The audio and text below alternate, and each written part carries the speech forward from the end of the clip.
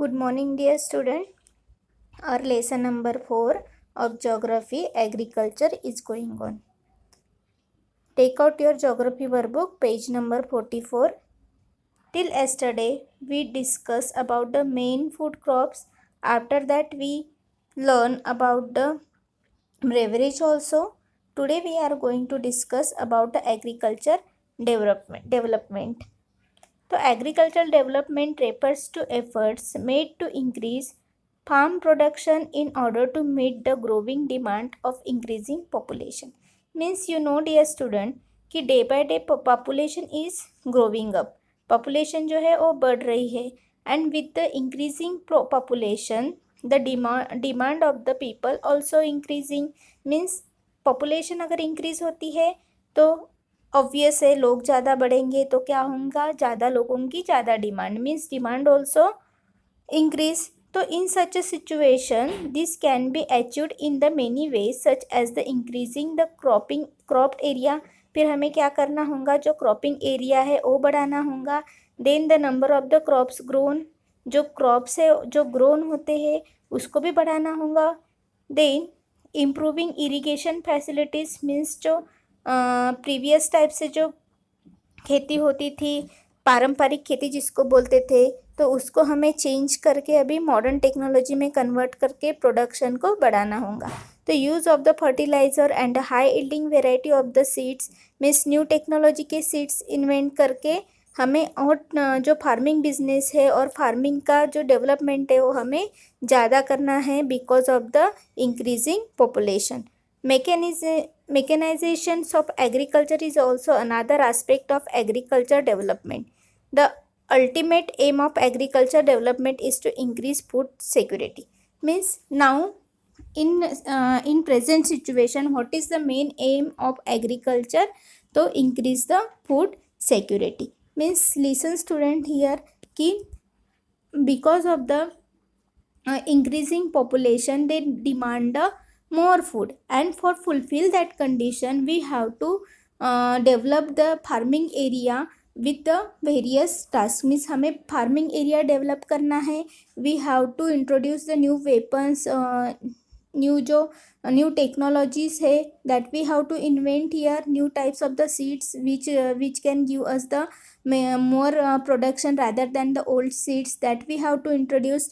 After that the new kinds of fertilizer, then then tractors, and then new technologies we have to use in our farming area. Because of that things, because of the uses of that thing, that agriculture जो है वो हमारा बढ़ सकता है. Then agriculture has developed at the different places in the different parts of the world. Developing countries with a large population usually practice intensive agriculture where crops are grown on the small holdings, most for the subsistence. In the USA, Canada and Australia, with the help of the two case studies of the farms, one from India and other from the USA. Let us understand about the agriculture in developing and developed country. Now here we can see कि जो world है, world में जो agriculture business है that we found in different both the types of country. First is the developed country and another one is the developing country. तो जो developing country में agriculture होता है that is means different from the developed country, और develop country से थोड़ा अलग होता है. तो वो देखेंगे कि कैसा थोड़ा डिफ्रेंशिएट होता है इन बोथ द कंट्री में. तो practice intensive agriculture where crops are grown on a small holding mostly for a subsistence. Means larger holdings are more suitable for commercial agriculture. In developed country, suppose the USA is there, तो USA, Canada, Australia में जो farming होता है वो क्या होता है, commercial types of farming होता है. तो commercial types of farming means क्या होता है, the goods which are grown up there they are only for the export purpose. Okay. Means commercial trade जिससे बढ़ता है, जैसे कि जूट हो गया. मीन्स एक ही तरह का प्रोडक्शन लेना जो हम बिजनेस पर्पस से यूज़ कर सके. जैसे कि जिसको हम कच्चा माल कहते हैं. हमने देखा है कि जो कुछ चीज़ें होती है वो इंडस्ट्री में लगती है, फिर उससे उस पे जैसे कि आयरन होता है, देन मिनरल्स की अगर बात करें तो आयरन होता है, उस पर डिफरेंट काइंड्स ऑफ अलग अलग काइंड से उसको यूज़ किया जाता है इन डिफरेंट डिफरेंट सेक्शन। तो वैसे ही जो क्रॉप्स होते हैं उसमें भी पैटर्न होते हैं, जैसे कि कुछ जूट होता है, उसके बाद एग्रीकल्चर का और कौन सा कमर्शियल प्रोडक्ट है, ब्रेवरेज हो गए, ये जो है इसी टाइप का प्रोडक्शन किया जाता है और उसको कंपनीज़ में या तो यूरोपियन कंट्रीज़ में सेल आउट किया जाता है। वो लोग हर एक टाइप का फार्मिंग का मीन्स हर एक टाइप्स के जो फूड क्रॉप्स है वो ग्रो नहीं करते हैं, तो पर्टिकुलर टाइप पे ज़्यादा फोकस करके उसको ग्रोन अप करते हैं, तो हो गई कमर्शियल फार्मिंग, और उसको एक्सपोर्ट करते हैं। तो in such a countries which are developed country, तो in that country that commercial farming is developed. And which are the developing country, और जो डेवलपिंग कंट्री है जैसे कि इंडिया है, यहाँ पे ऑल पर्पज़ ऑफ फूड को ग्रोन अप किया जाता है with the help of 2 case studies of farms, one from India and other from the USA. Let us understand about the agriculture in the developing and the developed country. तो again we are going to discuss about that 2 countries कि a farm in India, India में farming कैसे रहता है। तो there is a small village Adilabad in the Ghaziapur district of Uttar Pradesh. अगर उत्तर प्रदेश के एक छोटे से विलेज का आदिलाबाद का हम एग्जांपल ले रहे हैं, तो मुन्ना लाल, यहाँ पे एक मुन्ना लाल करके एक फार्मर है, और एक छोटा फार्मर है, मीन्स छोटी उसके पास लैंड है। तो in this village who has farm land about the 1.5 hectares, 1.5 hectares उसके पास लैंड है। His house is in a main village, और उसका हाउस जो है वो एक मेन विलेज में है। He purchase high yielded varieties of the seeds, उसने अच्छे वेराइटी के सीड्स परचेस किए हैं from the market every alternate years, means उसने हर एक साल के बाद अच्छे अच्छे जो सीड्स है उसको परचेस किया है। The land is fertile and he grow at least 2 crops in a year which are normally wheat and rice and pulses. तो every year he take the production of wheat, rice and pulses. The farmer take advice of his friends and elders as well as the government agriculture officer regarding the farming practices. So every year he producing that such a food crops which is the rice, wheat and pulses, and he used to take the advice from the agriculture officer, from the other farmers also, and from his companion also. So he takes a tractors on the rent for plugging his field. तो उसने tractors लिए हैं rent पे उसके field पे चलाने के लिए. Then through some of his friends still he use traditional method of using bullocks for the ploughing. Then he use the traditional means with the tractor, he tractor होके भी वो अभी क्या कर रहा है, जो प्लगिंग की जो ट्रेडिशनल मेथड है, देखो यहाँ पे पिक्चर में दिखाया गया है, farmers plugging a field through the that, जो ये जो यूज़ किए गए हैं यहाँ पे, he takes a tractors on the rent plugging his field and through some his friends still now traditional method of bullock. Bullock के जरिए वो क्या कर रहा है, प्लगिंग कर रहा है यहाँ पे, है ना, ये हो गई ट्रेडिशनल वे. तो there is the tubewell in the near by field which he takes on the rain to irrigation his field. और जो उसकी खेती पे क्या नहीं है, और ट्यूबवेल भी नहीं है, मीन्स वाटर सप्लाई का कोई भी ऑप्शन नहीं है. तो जो नियर बाय फील्ड पे वाटर सप्लाई का ऑप्शन है ट्यूबवेल, वहाँ से वो ट्यूबवेल उसने रेंट पे लिया है उसके फार्मिंग को डेवलप करने के लिए, उसके फार्मिंग को वाटर सप्लाई करने के लिए. तो Munna Lal also has 2 buffaloes and a few hens. He sells milk in the cooperative store located in the nearby town. Then Munna Lal ने क्या किया है, 2 बफेलोस लिए हैं. खेती के साथ वो दूसरा भी बिजनेस करता है, तो उसने खेती के साथ 2 बफेलोज लिए हैं और कुछ हेन्स भी है उसके पास. He sell milk in the cooperative stores located in the near by towns. और वो जो है उस बफेलोज का मिल्क जो है वो सोल्ड करता है, कहाँ पे सेल करता है, तो कोऑपरेटिव स्टोर्स में, जो एक स्टोर होगा वहाँ पे वो उस बफेलोज का मिल्क क्या करता है, सेल करता है. He is the member of the cooperative society which also advice him on the type of the fodder for his animals. और जो कोऑपरेटिव सोसाइटी का मेंबर है इसलिए उसको उसके एनिमल्स के लिए क्या मिलता है, फोडर। फोडर मीन्स एनिमल का जो फूड होता है उसको फोडर कहा जाता है, तो कोऑपरेटिव की तरफ से उसको फोडर भी मिलता है। And then the safety measures to protect the health of the livestock and the artificial insemination means जो कोऑपरेटिव सोसाइटी है, अंडरटेकिंग गवर्नमेंट होंगी तो गवर्नमेंट की तरफ से उसके लाइव स्टॉक जो है उसके पास, उसको प्रोटेक्ट करने के लिए, उनको फोडर देने के लिए उसको एक कुछ अमाउंट मिलता होगा, कुछ मनी मिलते होंगे, तो वो उसको कोऑपरेटिव सोसाइटी से मिलते हैं because he is the member of that cooperative society. Then all the members of the family help in the various farm activities. Sometimes it takes credit from a bank or the agriculture cooperative society to buy the HYV seeds and implements means उसके family members है वो भी उसी field में काम करते हैं. उसके बाद कभी कभी अगर उसको डेप्थ लगता है तो वो कोऑपरेटिव सोसाइटी से कुछ वो सीड्स खरीदने के लिए भी वहाँ से अमाउंट उठाता है.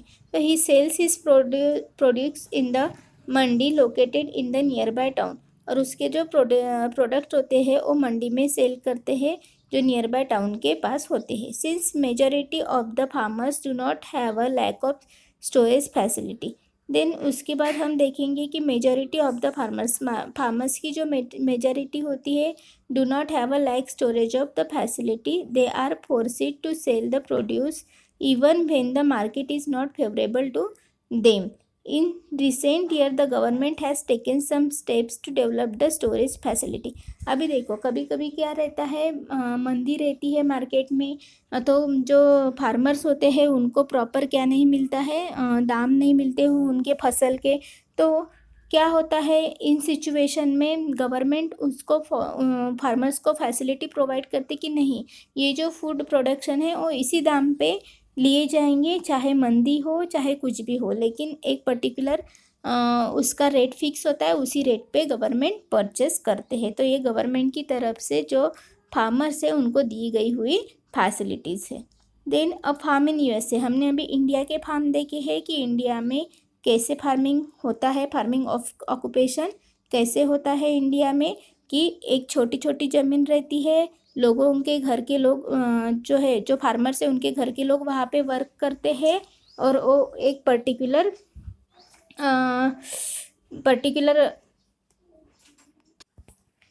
Then a farm in the USA. तो what is the differentiate in between USA and India that we are going to see now. तो the average size of a farm in the USA is much larger than of an Indian farm. जो Indian farm था वो 1.5 acres का था. Now जो USA farm है ये बड़ा है rather than the Indian farm से. A typical farm size in the USA is about the 250 hectares. The farmers gently reside in the farm. जो फार्मर्स है वो फार्म के वहीं पे रहते जहाँ पे उनका फार्म है, जबकि हमने देखा है कि इंडिया में जो फार्मर्स है वो विलेज में रहते हैं और फार्म उनका नियर बाय द विलेज होता है. तो some of the major crops grown are the corn, soybean, wheat, cotton and the sugar beat.